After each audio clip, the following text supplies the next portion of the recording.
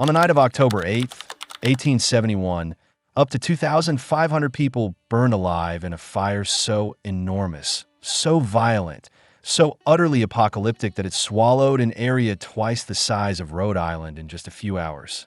It is the deadliest wildfire in the recorded history of the United States, and almost nobody has ever heard of it. The fire had a name, the town had a name, but history buried it whole, swallowed it under a more famous disaster happening the same night, 250 miles away. By the end of this video, you will understand not just what happened in Peshtigo, Wisconsin on that night, but why the story was erased, why it still matters today, and why the same forces that destroyed that town are more relevant now than ever before. Make sure you like and subscribe, and follow every part of this story to the end, because the full picture only makes sense when you have all the pieces. To understand how a fire could kill that many people in a single night, you first have to understand the world those people were living in. Peshtigo, Wisconsin in 1871 was not just a small frontier town. It was a thriving, fast-growing settlement sitting at the very edge of one of the densest forests in North America. The trees of northeastern Wisconsin were legendary. Oak, maple, spruce, pine, birch, cedars stretching for hundreds of miles in every direction, some of them 120 feet tall, some with trunks 3 feet across. They had been growing untouched for centuries. That changed when industry arrived. From the late 1700s onward, the great logging rush had been consuming the Wisconsin wilderness, and by 1871, Peshtigo had become the beating heart of that industry in the region. The town sat on both sides of the Peshtigo River, a fast-moving waterway used to float massive log hauls downstream to the mills. The population had reached around 1,700 people, many of them recent immigrants from Germany, Scandinavia, and other parts of Europe who had come to Wisconsin chasing work and a new life. The man most responsible for building Peshtigo into what it was is one of the most fascinating figures in this entire story. His name was William Butler Ogden, a Chicago railroad baron who had already made a fortune connecting the American Midwest by rail. Ogden had recognized the potential of the Wisconsin timber industry early and invested heavily. He built a sawmill in Peshtigo that became one of the largest in the entire United States. He also built the largest woodenware factory in the country right there in that small northern town, producing wooden tubs, pails, broom handles, and farm equipment that shipped to Chicago and beyond. Ogden essentially built Peshtigo from the ground up. He owned the factories, he owned land across the region, and he had pushed for the construction of a railroad line connecting his operations to the markets in the South. The railroad was both the economic lifeline of the town and one of the hidden dangers lurking in the landscape.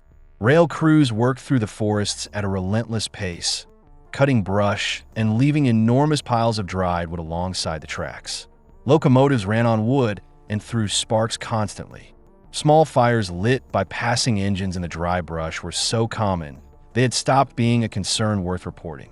Nobody had a system for managing the hazard. The forest seemed infinite, the industry was booming, and that combination had a way of making people feel invincible. The entire town of Peshtigo was built from the same material harvested. Every building, from the factory floors to the church, was timber-framed and wood-sided. The boardwalks lining the streets were wood. The roads leading in and out of town were surfaced with split logs. The streets themselves were paved with wood chips. Residents stuffed their mattresses with sawdust. Firewood was stacked against every house in preparation for the brutal Wisconsin winter. The whole place was, in the most literal sense, a construction made entirely of fuel. Then came the summer of 1871, and it was unlike anything the region had seen in living memory. The drought that descended on northeastern Wisconsin that year was extraordinary. The National Weather Service would later conduct a full reconstruction of that summer's conditions and confirm that temperatures had been running high for months with almost no significant rainfall. The rivers dropped so low that logs could not be floated downstream to the mills.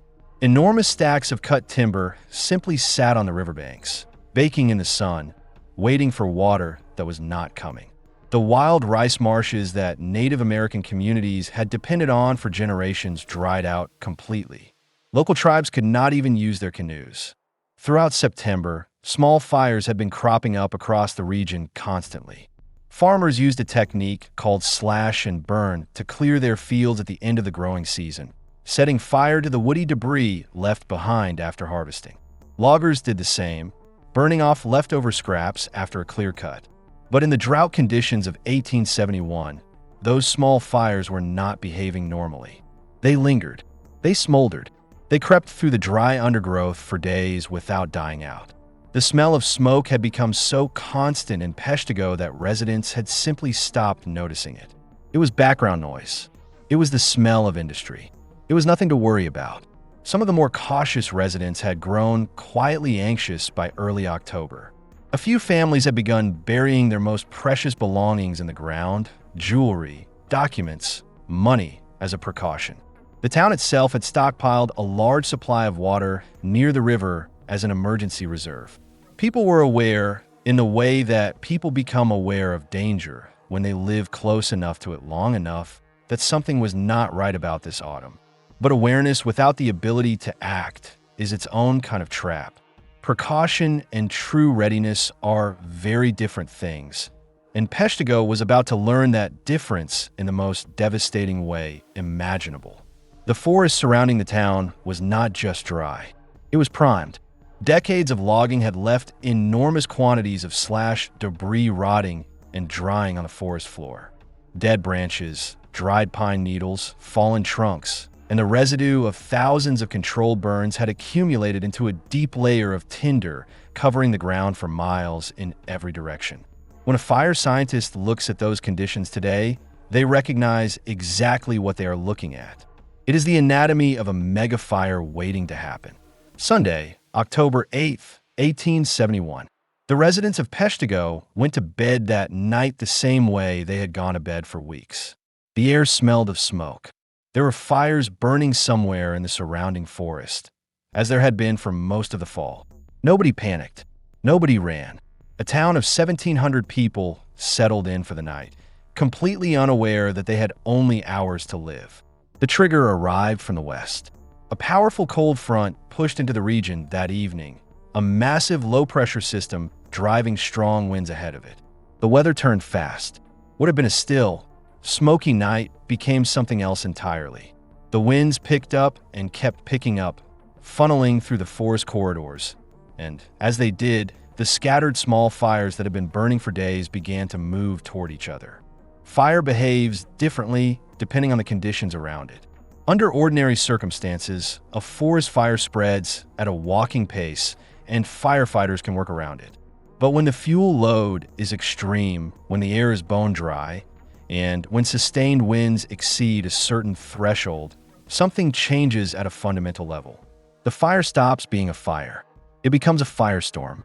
The heat it generates becomes so intense that it creates its own weather system, its own wind, drawing air into itself from every direction, feeding itself, accelerating itself, growing into something that no human being can outrun or outthink or fight. That is what happened on the night of October 8th. The scattered fires around Peshtigo merged. By 10 in the evening, witnesses who were still awake described hearing a distant roaring sound, like a freight train approaching from far away. Father Peter Pernin, a Catholic priest serving both Peshtigo and the nearby community of Marinette, was one of the few people in town who understood what that sound meant. He had been watching the fires in the surrounding forest with growing unease for days. When he heard that roar begin to build, he started moving. Within minutes, the sound became something that had no comparison in the experience of any person in that town. It was not a roar anymore. It was a wall of noise, a physical pressure in the air, a vibration that people felt in their chests before they could even see the flames. And then they saw the flames. Enormous sheets of fire blowing out of the treeline, not creeping forward the way a forest fire normally advances, but exploding outward, launching burning debris hundreds of feet through the air, setting rooftops and treetops alight simultaneously. The fire reached the small settlement of Sugarbush first, a farming community just outside of Peshtigo. Every single person in Sugarbush died. The fire gave no warning and no quarter. It moved too fast for evacuation, too fast for any organized response. Within the span of a few terrifying minutes, Sugar Bush simply ceased to exist. Then the fire reached Peshtigo itself. The scene that followed is almost impossible to fully absorb. The firestorm was moving at close to 100 miles per hour. It was generating internal temperatures of up to 2,000 degrees Fahrenheit. Trees were not catching fire in the ordinary sense. They were exploding, the water inside them flash vaporizing from the heat, turning them into projectiles of flame. Iron was melting. Patches of sand on the riverbanks were being fused into glass. The bell inside Father Pernan's church melted off its mount. People woke to the sound of the world ending. Women grabbed their children from their beds. Men ran into the street and found a sky that was entirely on fire. The hot air itself was dangerous to breathe. The smoke and ash and cinders were so thick that people could not keep their eyes open, could not see more than a few feet in any direction. The wind the firestorm was generating threw people off their feet. Horses, dogs, cattle, every animal in the town was screaming and bolting. Father Pernan later recorded what he witnessed in an eyewitness account that remains one of the most vivid primary documents in American disaster history. He described people streaming in every direction at once, some toward the river, some away from it, none of them able to see clearly or breathe without pain. He described the air as unfit for human life, full of sand, ash, cinders, sparks, smoke, and flame simultaneously. He wrote that people seemed struck dumb by terror.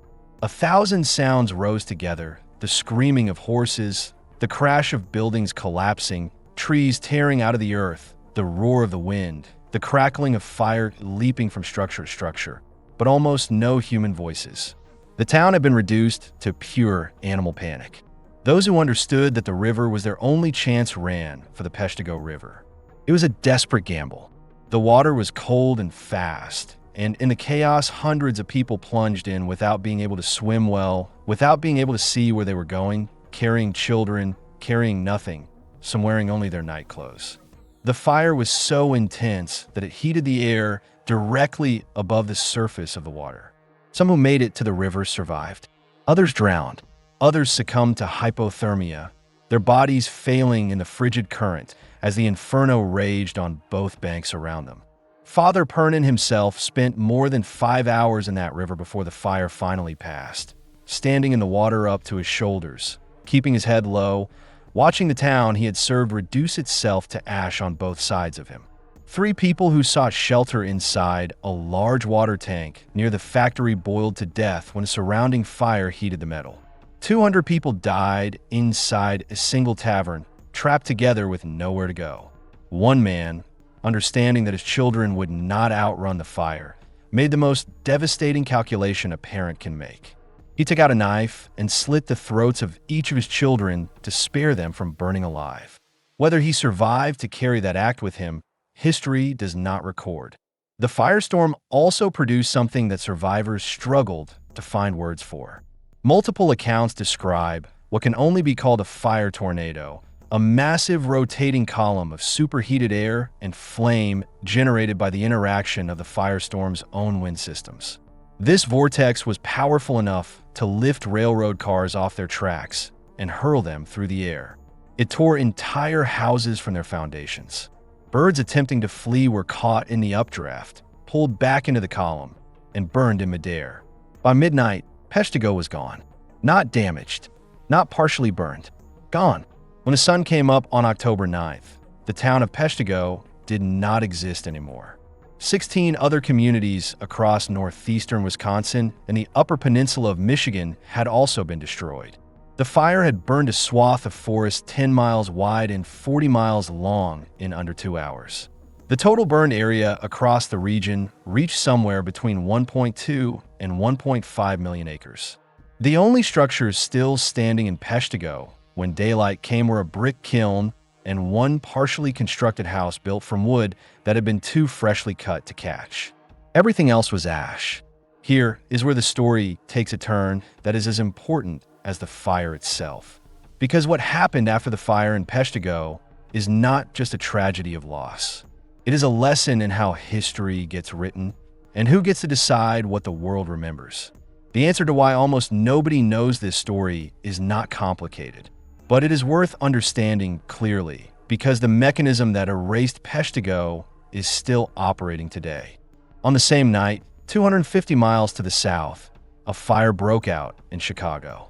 The Great Chicago Fire burned for 2 days, destroyed more than 17,000 wooden structures, left 100,000 people homeless, and killed approximately 300 people.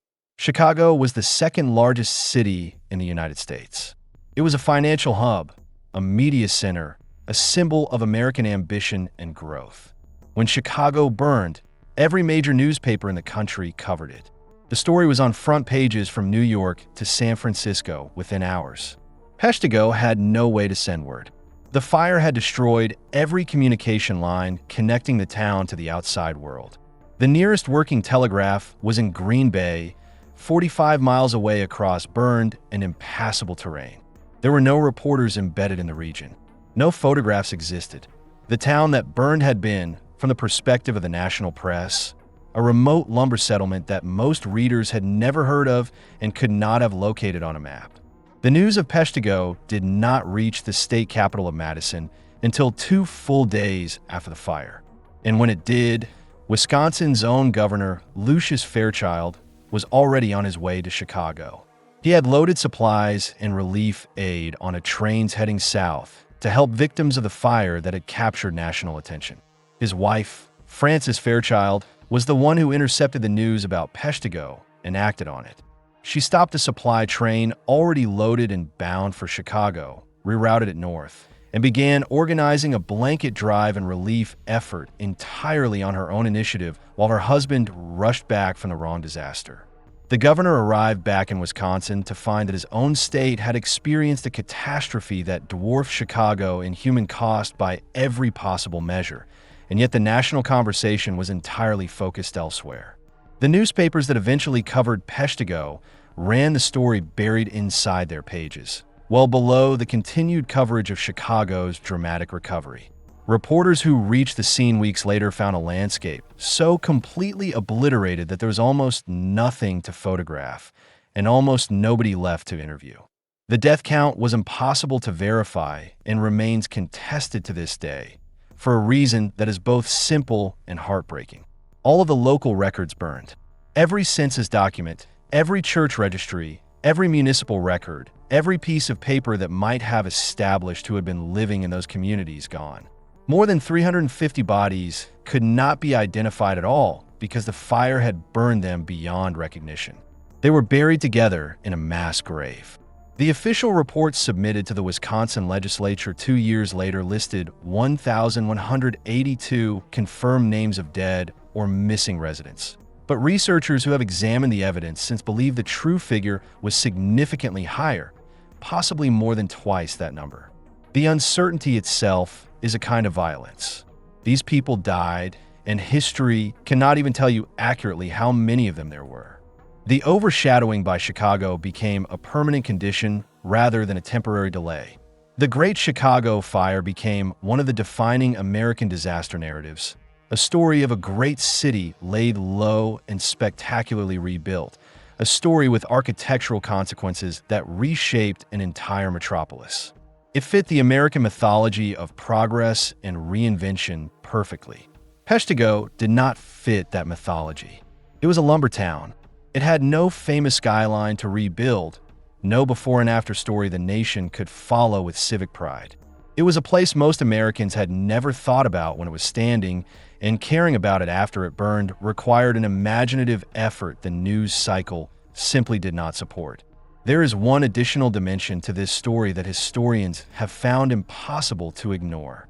In 1883, a theory emerged suggesting that the Chicago and Peshtigo fires, along with several other major fires that broke out across Illinois, Michigan, and Wisconsin on the exact same night, were not coincidental at all. The hypothesis proposed that fragments from Biela's comet, which had broken apart years earlier, rained down on the Midwest that evening and triggered simultaneous ignitions across hundreds of miles. The theory was revived in a book in 1985, examined in a documentary in 1997, and formally investigated in a scientific paper published in 2004. Modern fire science has rejected it. The meteorological record shows clearly that the same cold front drove the same powerful winds across the entire region on October 8th, creating the conditions for multiple simultaneous catastrophes through entirely ordinary means. But the fact that the theory took hold at all, that people were searching for a cause extraordinary enough to explain what happened, tells you something about just how incomprehensible the scale of that night truly was. Dawn on October 9th revealed a landscape the survivors could barely process. The world they had known the night before was completely gone. The town, the factory, the church, the houses, the trees, the bridges, the roads, all of it reduced to a gray and smoking plain of ash stretching in every direction. The sun, when it appeared at all, was a dark reddish disk barely visible through the haze. Survivors would later say that true sunlight did not return for several days. The people who had survived the night in the river emerged cold, burned in many cases, coughing from the superheated air they had inhaled, many of them in night clothes. They walked out into an empty space that had been their home and called out names into the silence, listening for voices that in many cases would never answer. Father Pernin emerged from the river unable to see. The smoke had temporarily damaged his vision, and he spent the first hours of that morning blind, moving by touch and sound, administering last rites to people he could hear dying around him but could not see. His eyesight eventually returned, but many who survived suffered permanent damage to their eyes, their lungs, and their skin. The landscape beyond the town was equally destroyed. The forest creatures that had not burned had fled, and the countryside around Peshtigo fell into a silence that forests never naturally hold. Dead fish floated in the rivers, killed by the heat radiating into the water. The air carried a smell that nobody who survived ever found adequate words to describe, something between charred wood, scorched earth, and a chemical sharpness without a name. Domestic animals, the cattle and horses and dogs that had not been driven into the river, were gone. The fire had consumed living things indiscriminately across the entire burned region. The nearest functioning settlement was Marinette, Wisconsin, 7 miles to the north. Marinette had suffered partial fire damage, but had not been destroyed, and within hours of daybreak, wagons loaded with food, blankets, and water began making their way south toward the ruins of Peshtigo. Hotels and private homes in Marinette opened their floors to the wounded. Many survivors died of their injuries there in the days that followed, their burns too severe, their lungs too damaged to recover. When aid finally began flowing from across Wisconsin and eventually from every state in the Union and from foreign countries as well, it arrived slowly over a landscape that had been stripped of its roads and bridges into a place that required rebuilding from absolute zero. The stories that survived from those days of aftermath are extraordinary in their variety. There was John Cox, a young man who in the chaos of the fire night noticed a woman named Kate Guilfoyle running alone and terrified through the burning streets. He helped her reach the river and stay by her side through the night.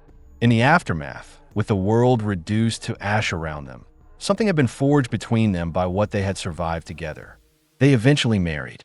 There was Karl Lamp, a German immigrant farmer in the lower Sugar Bush, whose very pregnant wife Frederick went into labor during supper on the night of October 8th. Karl hitched the horses to a wagon and loaded his family. The horses, terrified by the approaching fire, bolted with Frederick holding the reins. What happened to that family in the chaos of that night? Whether they outran the fire, whether Frederick delivered her child in the middle of a burning forest, is one of those accounts preserved in the Peshtigo Fire Museum that sits somewhere on the line between documented history and legend. Then there is the story of the National Shrine of Our Lady of Good Help, a small chapel in Champion, Wisconsin, not far from Peshtigo. On the night of October 8th, a woman named Sister Adele Breeze gathered the people around her into the chapel and led them in prayer as the fire raged through the surrounding fields. The fire burned everything around the chapel. It burned the land right up to the edge of the chapel's boundary and stopped. Inside, every person survived. The ground on all sides was scorched to ash. The chapel and everyone sheltering within it were untouched. Sister Adele had reportedly received a vision of the Virgin Mary in 1859 12 years before the fire, with a warning that punishment would come if the people did not change their ways. Whether you accept the theological interpretation or not, the physical fact is documented. The fire stopped at the property line. William Butler Ogden, the man who had built Peshtigo, returned to survey the wreckage of his investment. He had also suffered massive losses in Chicago the same night, struck from two directions simultaneously. But Ogden declared publicly that he would rebuild Peshtigo and conduct a larger winter logging operation than ever before. His determination infected others. Within weeks, survivors who had chosen to stay were already clearing debris and laying foundations. The rebuilding happened. It was slow, hard, and incomplete. The woodenware factory never fully reopened. The logging industry that had made the region prosper was disrupted beyond full recovery. Peshtigo rebuilt itself as a town, but it did not become the city it might have been. Today it is home to roughly 3,500 people. Small but not gone. The people who chose to stay after the fire chose to stay for good. The Peshtigo fire did not happen in a vacuum, and its consequences did not end when the last ember cooled. What happened in northeastern Wisconsin in October of 1871 reverberated through American policy, American environmental thinking, and American culture in ways that continue to shape how we relate to fire and forest to this day. The story of what this disaster changed and what it failed to change is in many ways just as important as the disaster itself. In the immediate aftermath of the disaster, the voices calling for change in how Americans manage their forests grew louder and harder to ignore. Early conservationists and forestry advocates, men like Franklin Hoff and later Bernhard Furneaux, cited the Peshtigo fire repeatedly as evidence that the slash-and-burn practices of the logging industry were systematically creating the conditions for catastrophe across the entire country. Their arguments helped lay the groundwork for the first federal forestry programs in the United States, programs that would eventually develop into the National Forest System.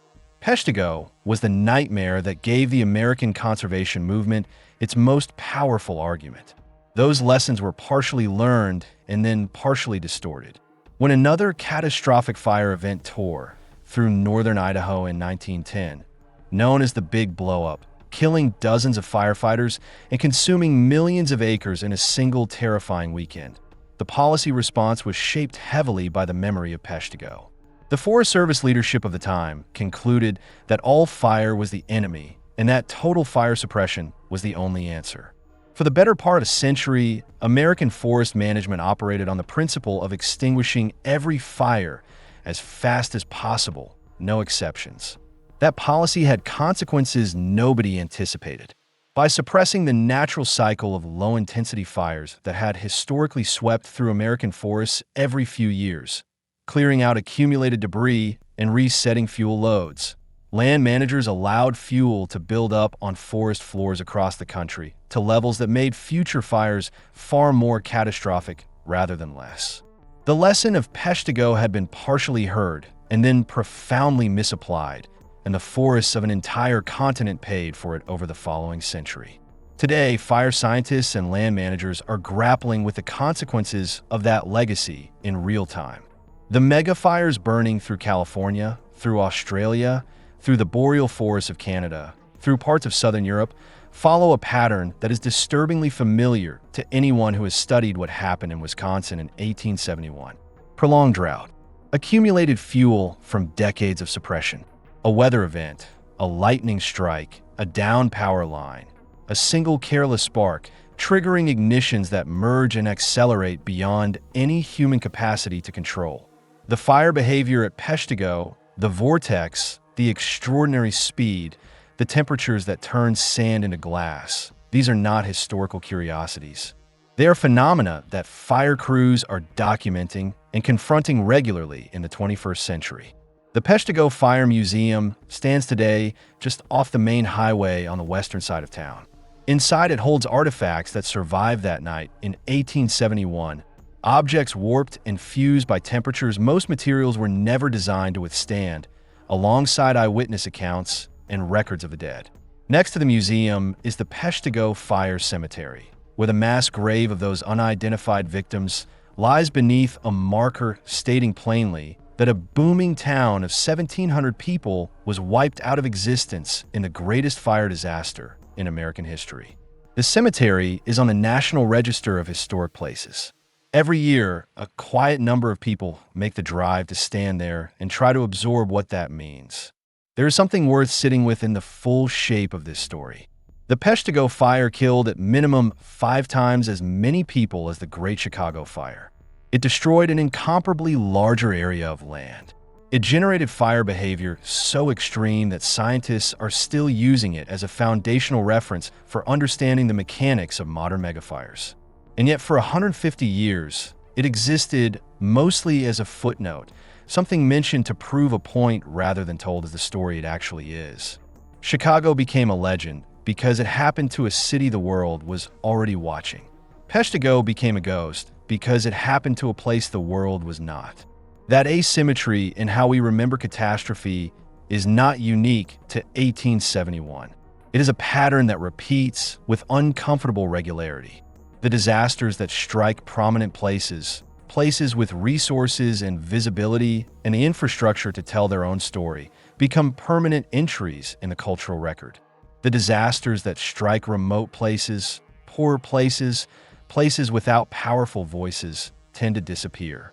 The Peshtigo fire is the most extreme example of that pattern in American history, but it is far from the only one, and recognizing the pattern is the first step toward refusing to keep repeating it.